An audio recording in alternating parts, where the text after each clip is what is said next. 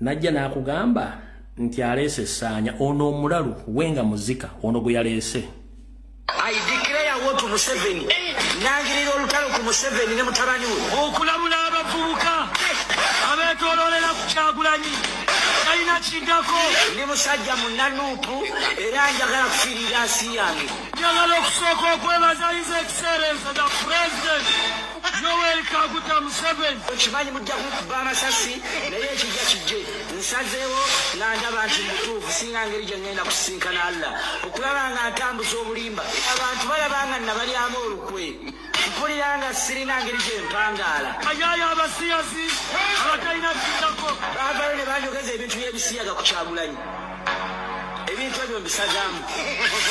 Kyagulanyi mukyala w'amanyiddwa. Wabula gavumenti evaayo n'ekwata ebisiyaga n'ebiteeka ku Kyagulanyi n'ekigendererwa ekyokwagala omwonoona. Sipiika Anita Among omukazi oyo bayinza okuba akozesa ne bakazi banne talina waatuuka n'atayogera ku bisiyaga ng'abizza ku Kyagulanyi.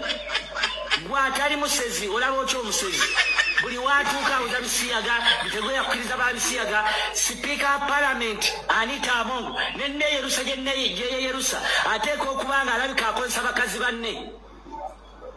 Gwalika kati ebisiyaga ebitamufa mu kamwa bwavayo ne babikookera ku Kyagulanyi. So bansalawo bampaledinge njogere ebintu ebyo mbize ku Kyagulanyi n'ekigere ekyokwagala omujjako abantu bamulabe bamubijjise. Balamu yennyini yatusuubiza buli kimu. Tuveeyo twogere Kyagulanyi amafuukuule. Kati yo Nyandwe ne banne projects bamuleetera muzitegedde bulungi nnyo. Ffe tetulina buzibu. Awo tujja kuvaawo tugende mpola mpola. Kati njala kukubira omulanga ogwa bannamawulire bonna TV ne radio stations mu Uganda mwenna. Bw'omanyi nti oli munnamawulire mu Uganda ng'okola ku TV okola ku radio. Munnamawulire Nabbanja gwe yalagidde basibe bamusibye mu bumenyi bw'amateeka. Eyayita Prime Minister Nabbanja Musafiri munnamawulire eyabuzza Nyandwe Soferi ebibuuzo ebyo ne Museveni yadde amumanyi era yamugambye siggwe mwesigwa ng'amumanyi.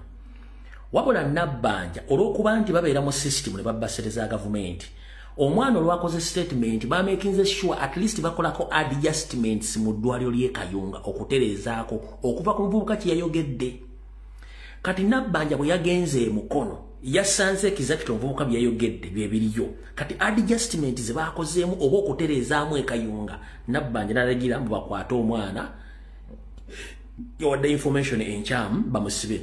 Wetwogerera essaawa zino bambi omuvubuka bamututte mu kkomera oba luzira oba kitalya okumusiba olw'okuba yalimba eggwanga n'okuwaayiriza amalwaliro ga gavumenti. Musafiri Nabbanja buno bakajjala bokuweereza. Omubisi taba mussi. Omubisi taba mussi. Ffenna tukimanyi nti amalwaliro ga Uganda gonna mafu. Wakonfamize nti eddwaliro ly'e Mukono ebisinga byonna bifu. Kati kiki ekyabadde kikusibisa omwana nti bamukwata. Ate abala temukimanyi oyo mwazannyira comedy Nabbanja mubbi. Nabbanja azannya deception ng'omusiru. Nabbanja mubbi. Waliwo mwenna abalabi ba firimu waliwo omusajja mu firimu bagitanga usual suspect eya Kaiza Soze. Abalaba firimu omanyize firimu nziraba papasire nabagamba engeri gye nali mu art ndaba firimu ezo nziraba ng'emizanyo n'ebintu byenjigamu. Kati Nabbanja is a pretendant, she's a comedian. Nabbanja yasinga obubbi mu gavumenti ya Museveni currently. She's the most corrupt government official currently. Nabbanja mubbi. Gende wabo yonna ebunyolere bali mu kukaaba Nabbanja okubba amataka n'okutwala ebintu by'abantu. Yani viringa ne woteri recently mwajja Museveni ng'agenza oggigulawo. Nabbanja mubbi. Omwefuula mu buzolo. Nabbanja mubbi. Mubbi. Mwe public mulabanga comedian kumbe mubbi. Mwenna abaagala okumanya omuntu waliwo firimu bagambye firimu bagiyita usual suspect ya Kaiza Soze. Kati waloneka firimu akabakayita at times and bakayita life stinks. Omuzanyi mwerabidde life stink. Kati wala firimu ezo abantu abefuula kye batali nenga ni reality bali kintu kirala. Kati Nabbanja yezanyisa ekintu ky'okuba nti comedian nti prime minister ali comic Nabbanja mubbi eyo cover up nkiddamu Nabbanja okulagira omwale bamukwate yabadde akavalinga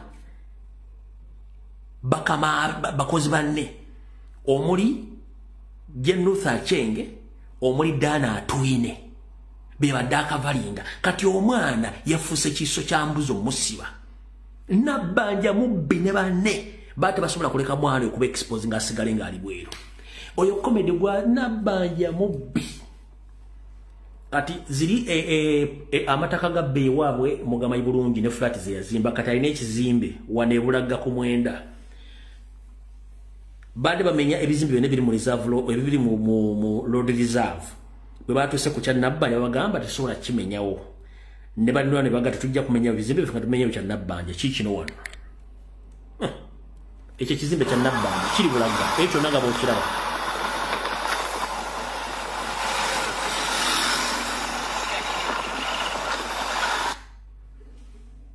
kankibaddemu ekyo nekizimbe kya Nabbanja kyonna nga mukiraba kiri bulaga ku mwenda kumetiyana ku main columns ekyo lina kya Nabbanja ate alina ebirala bingi ayagala okutegeera genda ku mwenda ebulaga ekizimbe kino we kiri obuuze banneyiba bagenda kukubulira nanyini kizimbe kino gwayagala okonfaminga information yono genda ebulaga ku mwenda eno flat weeri nene obuuzane buuza abantu abali ananyini flat eyo bajja kugamba Musafiri Nabbanja kati yabadde alina okuprotectinga Dr. Ruth Achenge yadde okuprotectinga Atwine kwekubba kwekwata omwale munamawulire bamusiba kati genda ebulaga munaba namawulire banimonita aba vision yabaki mwenda mwagala nnyo information n'okola research ne ba YouTubers mugende ebulaga ku mwenda ewali ekizimbe kino mubuuze abantu abali awo bajja babuli aina mukizimbe ekyo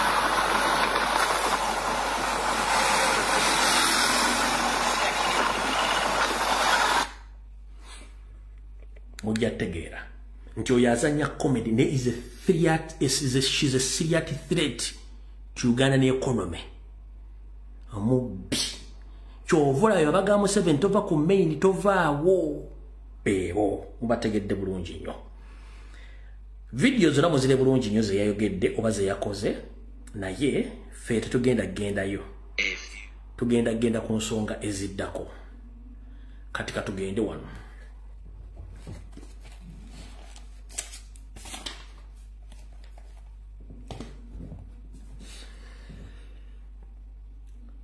fenna abagala enkyukakyuka mumpulirize bulungi nnyo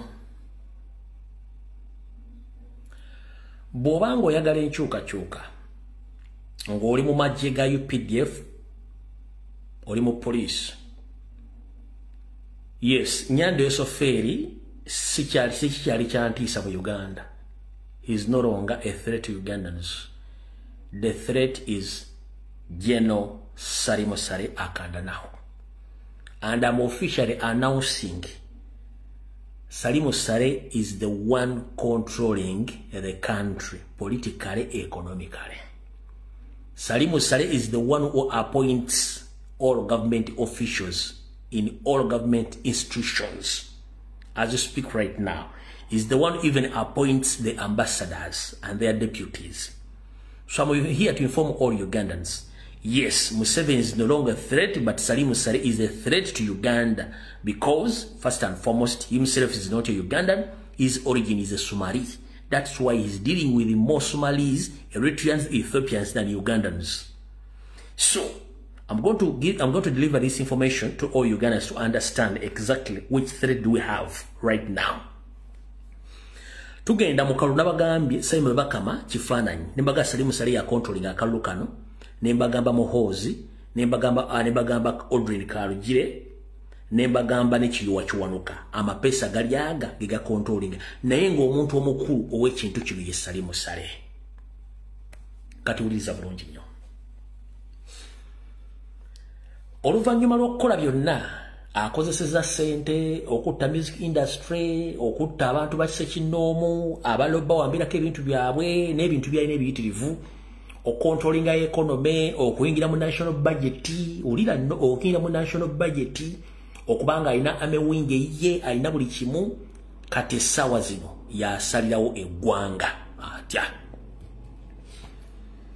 mukaluke tugenda mu sawa zino bakimanyi bulungi nnyo waliwo okulya n'okukomba essowaani bagamba nti bajjeno abali active n'abawummuzibwa basindikibwa mu kukola campaign ku ground era bana bagaba bongerako ku ssente ze bakolera omwezi babongerako miliyoni 2 nga allowance kati we twogera kyembadde temumanyi mukiwulire bulungi nnyo ngena kuzo mwezi 26 omwezi nakuzo mwezi nda kamba demu Salimu Sale kikizibu kya Uganda kati we twogerera Salimu Sale mbagambi ya managing eggwanga era we twogerere saa zino which ewedde yayita ba ambassador ba Uganda bonna abali ebweru eggwanga ne ba deputies baabwe n'abayita bamusinkane eggulu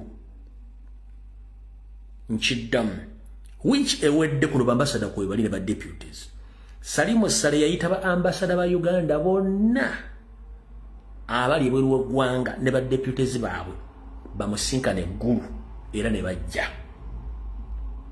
yabagamba ki yabagamba bwe mba mukyagala emirimu gyammwe n'okulaba nga tusigaza byetubbye neggwanga okusigala nga liringa bwe liri mulina okutandika okudda ku ground nga munoonya obululu bwa muzeeyi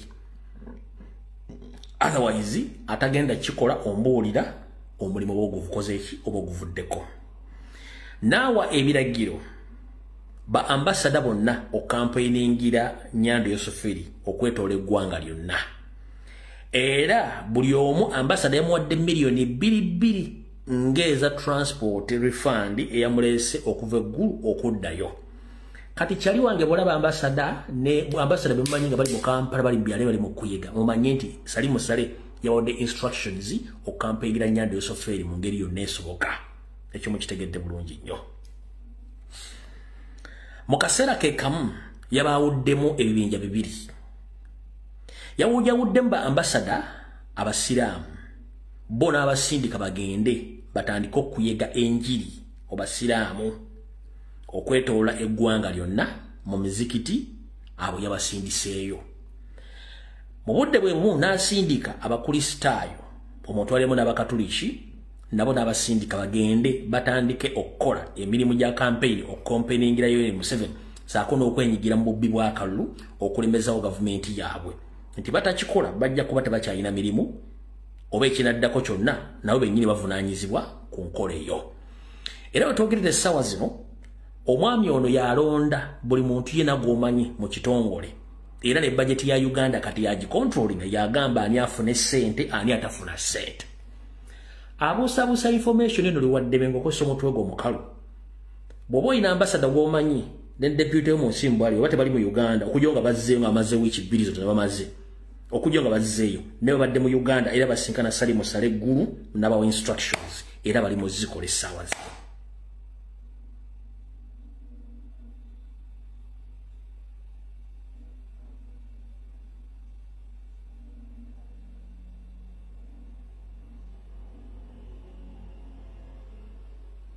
era buli omba muwadde security mukuuma ne mutambulirako mu ngeri y'okuba nti baagala kubba n'okukyankalanya obululu mu ggwanga era nnyongera mu maaso baga nti General Salimu Sale nako kisawo vuga yalonda abakungu ba gavumenti byonna gwaba yagadde okuteekawo era gwatayagadde tabeerawo gwawuliramu enkenyera gwajjawo era waddembe omugoba n'amugoba mu gavumenti kati kigenda maaso yensonga lwaki mbagambe nti we should be very careful at this particular moment. The enemy of our country is General Salimu Sale. That's why he's not seen anywhere in the public domain, because he fear that the people in the public, they hate him, and there are some people who are looking for him. That's why he decided to lock himself in a guru, well protected with his military wing. Omwami otajja mu public wandi mulabyeko mu NRM criminals n'obuvuyo obadde wowane tajja kubanga akimanyi bw'ava eggulu okujja abeere mu zino meeting okujjako yalabikako mwemu oba muzzukulu wa Museveni baali bamuwasa n'alabikako yeeyokka naye tava ggulu kubanga akimanyi okujja mu mikolo gino security eyinza okubeera compromised naye akimanyi nti amunoonya bangi kati yensonga lwaki ono kati yafuga eggwanga. So all well wishers of surgical operation, now you know the right target and the right person to visit, as in visiting him. Because we might right now think that we are fighting Museveni. Museveni is no longer in control of that country, no. Museveni is in 1900 right now. He doesn't know that we are in 2025. Museveni is in 1900. That's why last week he told us that he thanked the NRM, which selected him from 1925 up to 1931. So right now is in 1900. So he's not in control of that country.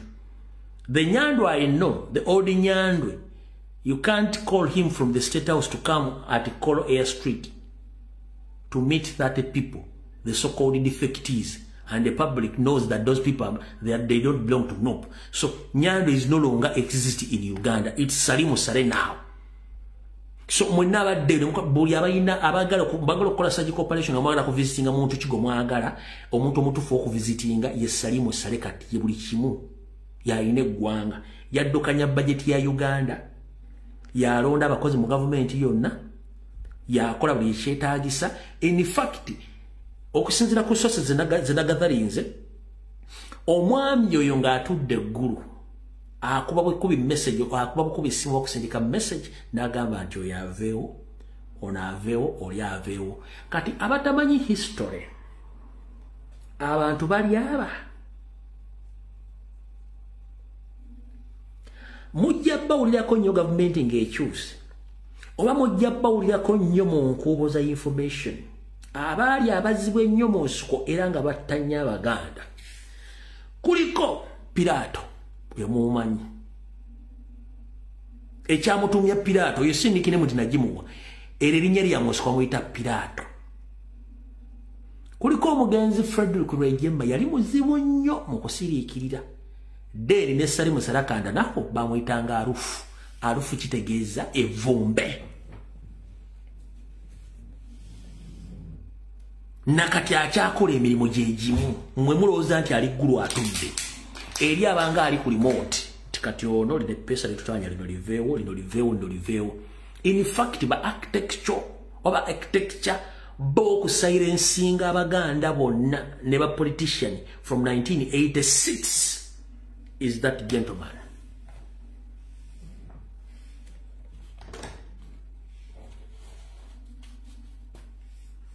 That's why the Baba must bamuterako sanction immediately. Bulijjo mwebuuza lwaki kyali tatambula bamuterako sanction immediately nga yakava mu nsiko kubanga whatever they did was more than what you think. Kyekimutuumisa alufu. Oli bamuyita Pilato. Mwalabanga nnyo firimu za Yesu. Pilato temwategera ebintu bye byakola kati bamuyitanga Pilato. Era bali mu system eri yakandooya n'akawuni. Abasinga obungi temwalabaga akandooya temukamanyi. Kankabanyumizeemu eddakiika emu. Akandooya bakwatanga omuntu mukazi wa musajja. Ne bakwata emikono gino ebiri.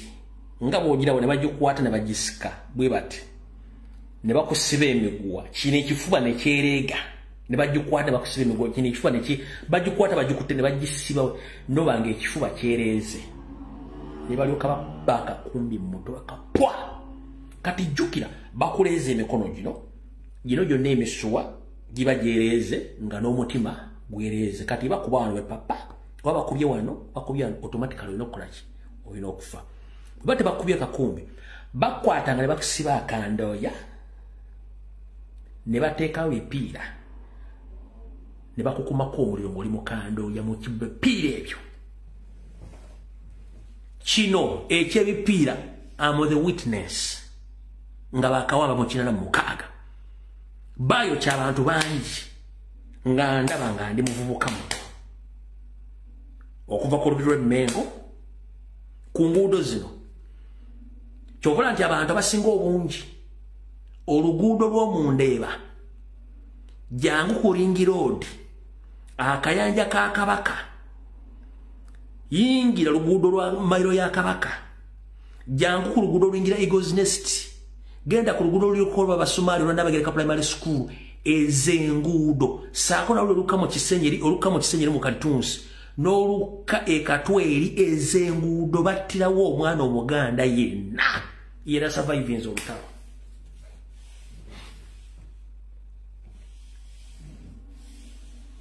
naliwo nga ndaba kuno Sale kwoli Museveni kwoli Kayindo Tafire kwemuli buli kimu kimanyi negga y'omukyamu gitwe bamuyitanga Abudu mwamukira ku Budoni ninga ndaba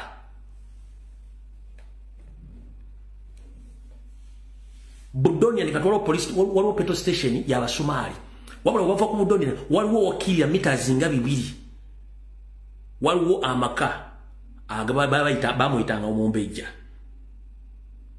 womwakumirako Abudu omuno n'ateta nati kutuuka ng'emberenge ibikule mwakola Abaganda and people have information and they are still there mumuyinza okuza bitu bye twogera propaganda nze Abaganda yogera propazungu no si propaganda gwatakulya mu Kampala fe twazaliwa mu Kampala Mmengo akakayanja ka Kabaka twakayitangako nga bagamba no gati mizimu gikaaba nga abantu lijala abantu bakaaba era akakayanja nga babadde bagenze batandise kajja mu mazzi ne bakabikula bwe kati muzo sanga mu taniza amagumba kati muzimanyi akakayanja ka Kabaka nkubulira ekifo ekirala ekkooti y'Emmengo mugimanyi ku Mwanga va ku Nfudu va ku Bulange Mmengo odde ku Nfudu ewa Kisingiri waliwo ekikubo kimu kyoyawula munodda ku kkooti y'Emmengo kati emanyi w'ekkooti y'Emmengo waliwo barracks oba kalinga kaditaaki kati emanju eyo we walinga ekibira battira omwana Omuganda mu kibira ng'ekibira ekyo kitambula okuvaawo ne kigenda kyekwata eri ku luguudo luli olulala lwe bayita erinnya ligenze kati ekibira ekyo era kye kyavangamu ensolo z'amazzi zijja n'okujjugula kati mwe gye mwolya nti basiima essiemu yatandikira kubasiima basiima eri awo era ng'ova ku kkooti ya Mwanga n'okkira abadde mu kisenyi basiima we yali awo nabo batenawo abantu kati ebitundu byonna abasajja bamanyi bulungi nnyo kye baakola era bakimanyi bwe twogera ku basajja abantu balinako obusungu batta Baganda baffe batta bajjajjaffe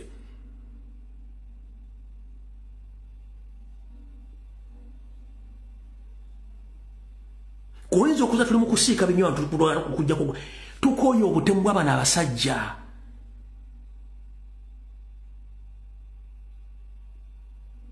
abantu bangi tebamanyi bakitaabwe gye babaziika abantu bangi tebamanyi bamama gye babaziika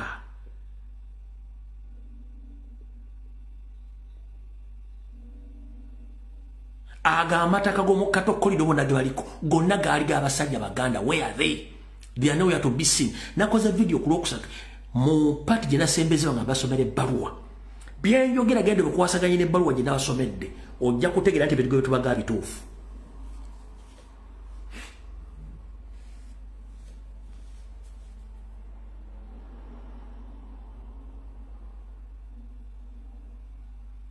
Oyo Kayanja we yazimba ekkanisa eyo ako kaali kattiro. Lawrence Mukibi yazimba St. Lawrence Mukibi kaali kattiro. That was a dump area, a dumping area. Lawrence Mukibi yazimba St. Lawrence akaali kattiro. Gende Makinde mu military barracks akaali kattiro.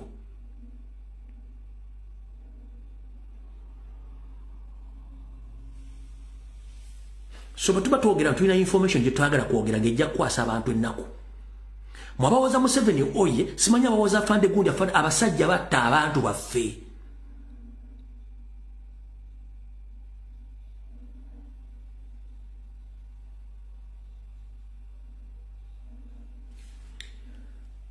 Abaganda baaliisa Museveni ne banywesa Museveni ne bamusasulira buli kimu. Olwava mu nsiko yalina lisiti yaabwe bonna nkiddamu. Abaganda baaliisa Museveni baakuuma Museveni baamuwa buli kimu n'okutuuka okuwangula olutalo. Wabula ogenda okuva mu nsiko nga balina lisiti yaabwe bonna nga kyekibassa kye baamukolera basobola okukikolera omuntu omulala.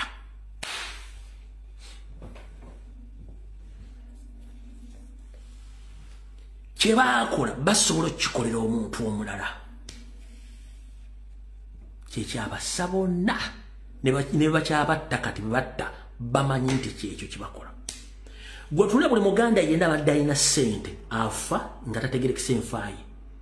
Business bazidestroying, family bazidestroying.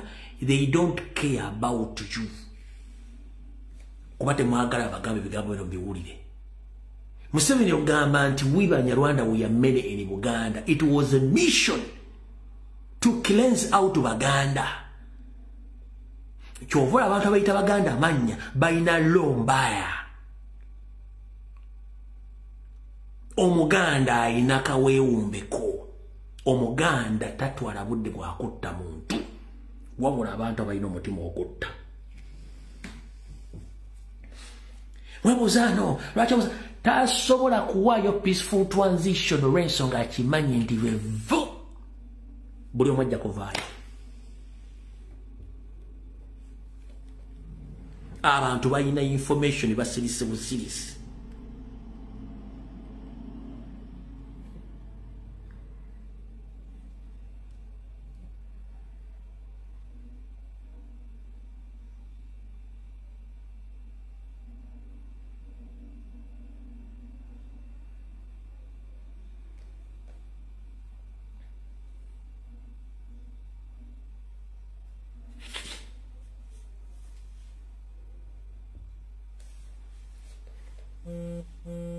Zamo kitegedde.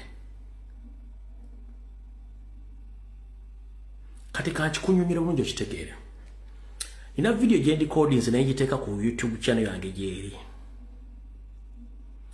Nkunyunyude ne nkugamba nti mu magye mu police bayingizamu abantu baabwe. Naye abantu baabwe abo bali half baked. Bwe babeera half baked ne bafuna opportunity ba senior bali mu police ne baba training. Ne magye kiri magye ne mu police ne mu prison ne baba training. Kati omwana go trainings nga junior najja after 6 months nga akutte byakutte n'afuuka senior wo mukamaawo nenga talina kyamanyi okulya bulungi no nga yawana ebiragiro.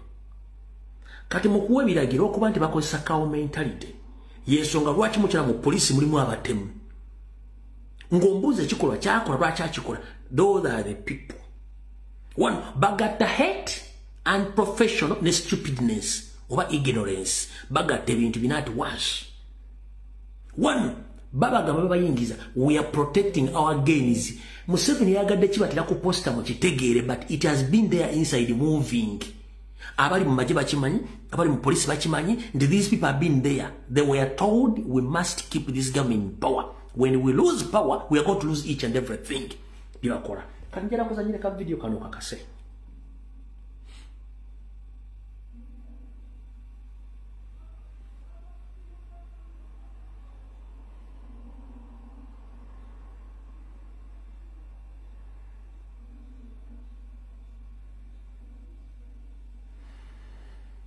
Ono gai yabadde afaachi. Ono. Oh, yabadde afaachi. Oh, yabadde afaachi. Yabadde afaachi.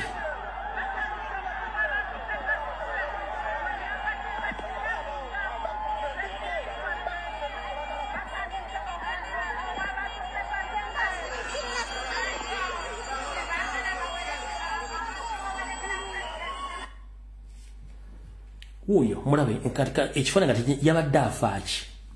Kamuzanyo labe. Yabadde afaachi. Akutte pepper spray afuidde abaana nga talina kyafa.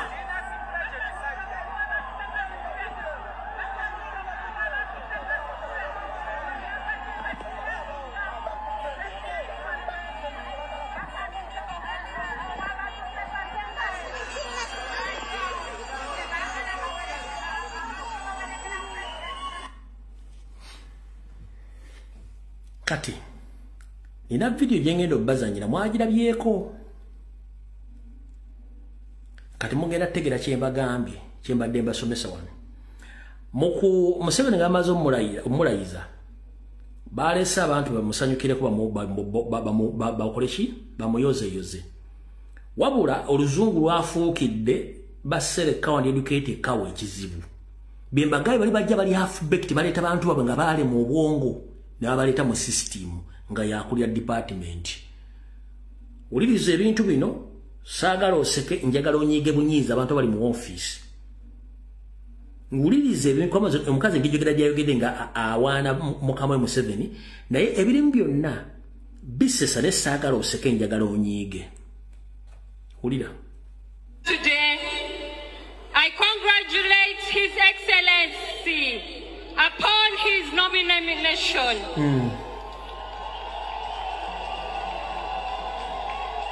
Your Excellency, I'm extremely honored to be nominating you today. Your Excellency, this nomination today is not just a testament. The microphone is disorganized. Okay.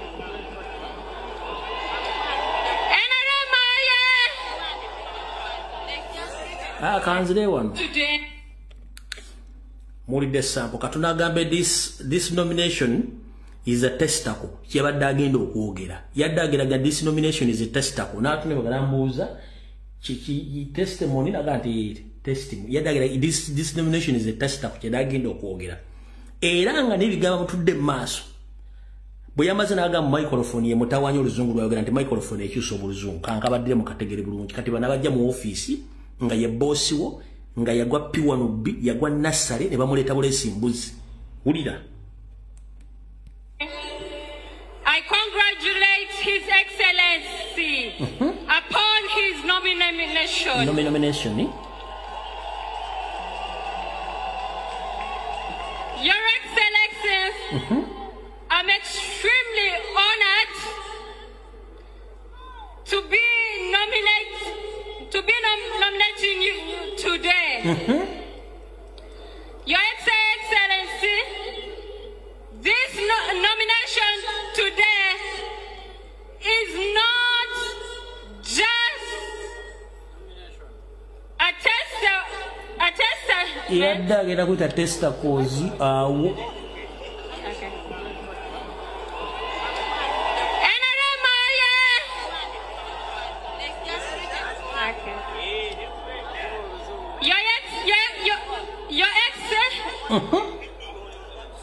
Your exec and microphone.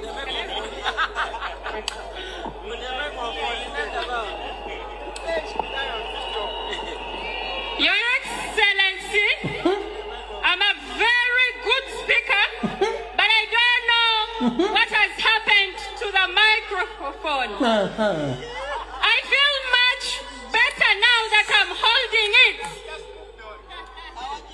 On behalf of today, I congratulate you, Your Excellency, upon your nomination. Your Excellency, this nomination is a reaffirmation that the covenant between you and our people of Uganda still stands. And as the young people of Uganda today, it is our responsibility to contain and consolidate the gains and the achievements of our president. We are willing to take that on. And to my fellow young people, let us detest from the politics of identity, of religion, and of tribalism, so that we can come together as young people and build our nation. Lastly, Your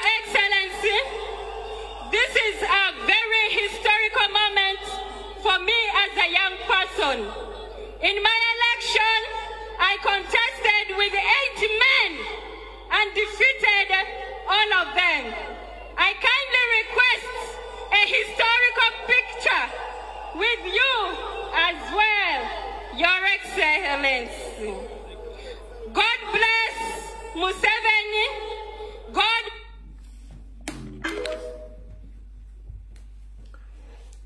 I didn't have more offices of government to be woke.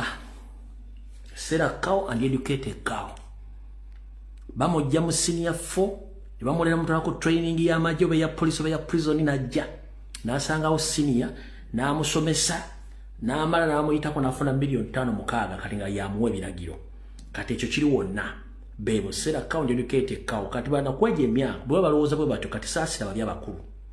Ekyo si kye kizibu kiri luddawa.